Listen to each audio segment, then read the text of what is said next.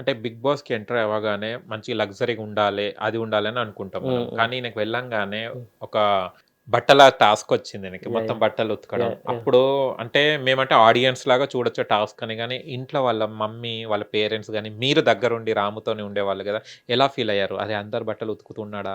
వాళ్ళమ్మ రాము వాళ్ళ అమ్మగారు ఏడుస్తున్నారు. మామూలుగా నేను వాళ్ళ ఇంటికెళ్ళాను యాక్చువల్లీ. రాము బిగ్ బాస్ ఎళ్ళాక ఒక 2, 3 డేస్ తర్వాత ఎళ్ళాను నేను వాళ్ళ ఇంటికి. "ఏంది ఏంది నాయనా ఈ రాము చేత ఇట్లా బట్టలు ఉతికిస్తున్నారు. నన్ను స్టూడియోకి తీసుకపో, నన్ను ఆడికి తీసుకపో" అంటున్నారు. 'బిగ్ బాస్‌కే'. బిగ్ బాస్ హౌస్‌కి నన్ను తీసుకెళ్ళు. నేను వాళ్ళతో మాట్లాడతా. రాము ఎందుకు బట్టలు ఉతకాలి అని. అమ్మా అది గేమ్ అమ్మా. ఓకే. ఏం చేస్తాం? ఏం చేయలేము. అది మాది గేము. ఏం కాదు రాముయే కాదు అందరూ అలాగే పనులు చేయాలి. తప్పదు అని చెప్పేసి ఆమె కొంచెం కన్నీళ్ళు అది పెట్టుకుంది. నా కొడుకు ఇంత కష్టపడుతున్నాడు. నా కొడుకు ఇట్లా బట్టలు ఉతుకుతున్నాడు, ఇది చేస్తున్నాడు, బాధపడుతున్నాడని. కాకపోతే ఇంక 'బిగ్ బాస్'కెళ్ళాక తప్పదు. ఖచ్చితంగా అందరూ కష్టపడి ఆడాల్సిందే. ప్రూవ్ చేసుకోవాల్సిందే. కానీ వాళ్ళకి తెలవదు గదా! అది వాళ్ళకి తెలవదు. తర్వాత ఆమె అర్థం చేసుకుంది. కానీ కన్నీళ్లు పెట్టుకుంది. అంటే తల్లి ప్రేమ జూడు, నా కొడుకుతోని బట్టలు ఉతికిస్తుర్రు అవి ఇస్తున్నారు. అవును. అవును. అవును. కొంచెం ఇంకా ఏమన్నా ఫీల్ అయిందా? అబ్బా! నా కొడుకు ఇక్కడ ఇంటికుంటే ఏం పని జేయకపోయేవాడు. ఆ!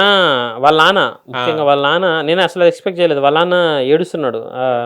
నాకు మా అబ్బాయి ఎందుకు? మా అబ్బాయిని ఎంత కష్టపెట్టడం ఎందుకు? నా కొడుకు అంత కష్టపడుతుంటే నేను చూడలేను. ఇప్పుడు వాళ్ళ కుటుంబంలో అందరికంటే బాగా ముద్ద చూసుకునేది రామునే. అచ్ ఎందుకంటే మొత్తం కుటుంబానికి అతనే స్ట్రాంగ్ పిల్లరు. అతనే ఏదైనా అందరికి చేసేదైనా సరే. వాళ్ళ అన్నలను చూసుకునేదైనా, వాళ్ళ ఫ్యామిలీని చూసుకునేదైనా సరే. ఆహ్, అంటే సపోజ్ చెప్పాలంటే వాళ్ళ అన్నకి బిజినెస్ కోసం వాళ్ళ అన్నకు ఒక బస్ కొనిచ్చాడు. ఓహ్! ఒక బస్సే ఈ మధ్యనే కొనిచ్చాడు ఒక బస్సు. వాళ్ళ ఇద్దరు అన్నలకి ట్రావెల్స్ బిజినెస్ పెట్టిచ్చాడు. బస్సులు వేరే ట్రావెల్స్ 2 ఆటోలు కొనిచ్చాడు. ఇల్లు కట్టిచ్చాడు. ఇంత చేసుకున్న వాళ్ళకి వాళ్ళ తమ్ముడి మీద ప్రేమ ఉంటది కదా! అవునవును. అతనెళ్లి అలా బిగ్ బాస్‌లో బట్టలు ఉతుకుతుండడం, ఆ పనులన్నీ చేస్తుండడం చూసి నిజంగా కుటుంబం అంతా చాలా ఎమోషనల్ అయ్యారు ఆ రోజు. హుహు.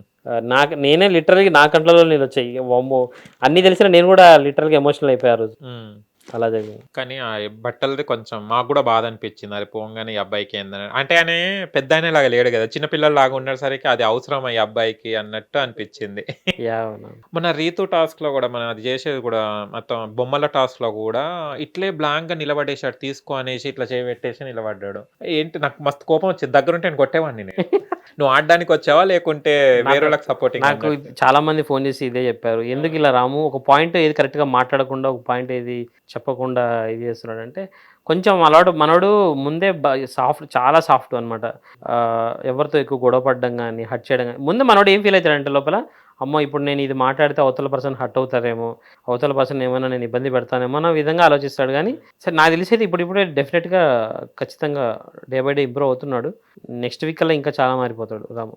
కానీ మన నామినేషన్‌లో గూడా జూస్తే రాముని మొత్తం ఒక ముద్దాయిలాగా జేసి, తనుజ గాని, రీతు గాని వీళ్ళిద్దరూ యాహ్! ఒక క్వెషన్ అంటే ఎవరిని అడగలే అట్లా. అవునవును. ఇప్పుడు ఎనక మాట మాట్లాడుకుంటారు. ముందు ఒక మాట మాట్లాడతారు. అది కామన్ జరుగుతూనే ఉంటది. అదే అవును. Bigg Boss. అవును. నిజ జీవితంలో గూడా అట్లే ఉంటది. బిగ్ బాస్‌లో గూడా అదే ఉంటది. కానీ మా రాము అమాయకుడని అట్లా జేసి రీతు అంత ఫైర్ అయ్యి చెప్పు, చెప్పు, చెప్పు అని అనడం జరిగిందా? ఏంటిదసలు? నాకైతే అలాగే అనిపిచ్చింది.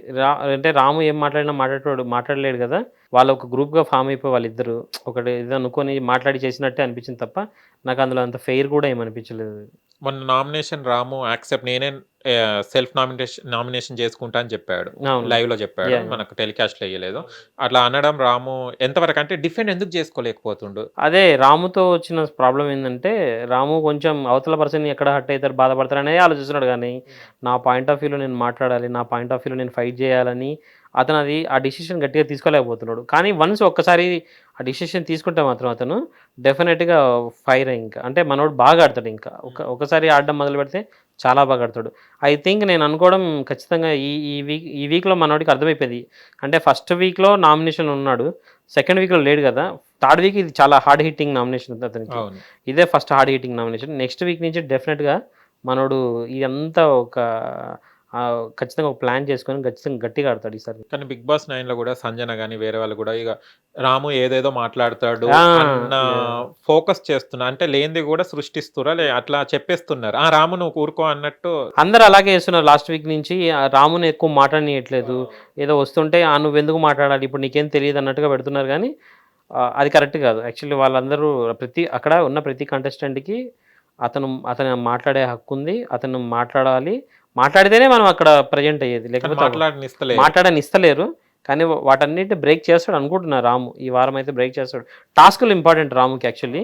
ఈ టాస్క్లు ఎప్పుడైతే స్టార్ట్ అవుతాయో డెఫినెట్గా రాములో ఇంకొక యాంగిల్ ఖచ్చితంగా బయటకు వస్తుంది. తనుజ కూడా ఈ విషయం తర్వాత నన్ను అక్క అని పిలవకు, నేను ఇక్కడ తనుజ అని చెప్పండి అని చెప్పడం ఇచ్చేసింది. అవును. అంటే వేరేళ్ళ మీద అంత అరవంది, రాము మీదనే ఆ రోజు అక్క అట్లా కాదని చెప్తుంటే కూడా వినకుండా నా దగ్గరికి రాకు, ఎవరు నాకు ఇక్కడ రిలేషన్స్ లేరు, బాండింగ్ చేయొద్దని తనుజ అంటే రాము అయితే ఏం మాట్లాడలేదు కదా, రాము మీద ఎంత గట్టిగా అరవచ్చు. అవును. మిగతా వాళ్ళు అయితే ఇదే మాట అంటే వాళ్ళతో గట్టిగా ఫైటింగ్ అవుతుంది, వాళ్ళు ఊరుకోరు కదా, వాళ్ళ ఆపోజిట్. కానీ రాము అయితే ఏం మాట్లాడలేదు కదా, అందుకు వాళ్ళు ఇలా అంటున్నారు. కానీ టాస్క్లు ఎప్పుడైతే స్టార్ట్ అవుతాయండి డెఫినెట్గా మనం రాములో మంచి ప్లేయర్ని చూస్తాం. టాస్క్లు చాలా బాగా ఆడతాడు రాము. రాముకి ఇప్పుడు ఎవరు సపోర్ట్గా ఉన్నారు బిగ్ బాస్ లో మీరు చూసిన ప్రకారం? బర్నీ గారు సపోర్టెడ్ ఎప్పటి నుంచో, పర్లేదు బర్నీ గారు మంచి సపోర్ట్ చేస్తున్నారు. నాకు ఆ తర్వాత బర్నీ గారి తర్వాత నాకు అంత సపోర్టివ్ అనిపించింది ఇమాన్యుల్ కొంచెం బాగానే మాట్లాడు, సుమన్ శెట్టి అన్న కూడా బాగా మాట్లాడుతున్నారు. వీళ్ళు బాగా సపోర్టివ్గా ఉన్నారు రాముకి. వీళ్ళిద్దరు అన్నదమ్ముల్లాగా అనిపిస్తలేరు మీకు, సుమన్ శెట్టి రాము? చాలా మంది అంటున్నారు అదే, ఇద్దరు సేమ్ బ్రదర్స్ లాగే ఉన్నారని. ఇద్దరు కామ్ గోయింగ్. అవును, ఇద్దరు కామ్ గోయింగ్. సంజన గారిని చూస్తే ఏమనిపిస్తుంది? సంజన గారు ఎలాగంటే గొడవ పెట్టేసి అట్లా నిల్చొని మొత్తం అంతా వేడిగా చూస్తుందేమో బాగా. కానీ అలా కూడా ఉండాలండి, ఎందుకంటే మనం బిగ్ బాస్ చూసేది కంటెంట్ కోసం. అక్కడ ఎవరో ఒకరు ఏదో ఒకటి ఇనిషియేట్ చేసుకోకపోతే అక్కడ అంతా బోరింగే ఉంటుంది. ఆమె ఇనిషియేట్ తీసుకొని ఆడుతుందని నా ఫీలింగ్. రీతు చౌదరి, డెమన్ పవన్ వీళ్ళ లవ్ ట్రాక్ చూస్తున్నారు.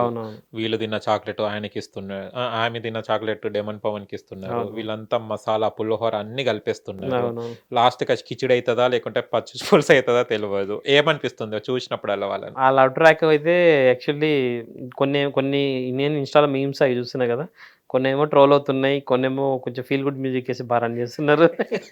కానీ అది ఏమవుతుందో తెలియదు, కానీ చూద్దాం. మీకు ఎలా అనిపిస్తుంది అంటే కొన్ని లవ్స్ మనకి చాలా సీజన్స్ లో చూసాను, బాగా అనిపించాడు, కానీ ఇది మొత్తం చూస్తేనే నాకేమనిపిస్తుంది అంటే వీళ్ళందరూ అందులో చేసేదంతా కేవలం ఆ బిగ్ బాస్ వరకే ఉంటుందండి. ఆ షో నుంచి బయటకు వచ్చిన తర్వాత అసలు ఎదుటి పర్సన్కి వాళ్ళ అసలు ఎవరు అంతగా అసలు నువ్వెవరు నేనెవరు అన్నట్టుగానే ఉంటారు తప్ప అదంతా ఓన్లీ ఆ షో వరకే. కొన్ని లవ్ ట్రాక్లు చూస్తే కూడా చూడాలనిపిస్తుంది, వీళ్ళ చూస్తేనే విరక్తి వస్తుంది.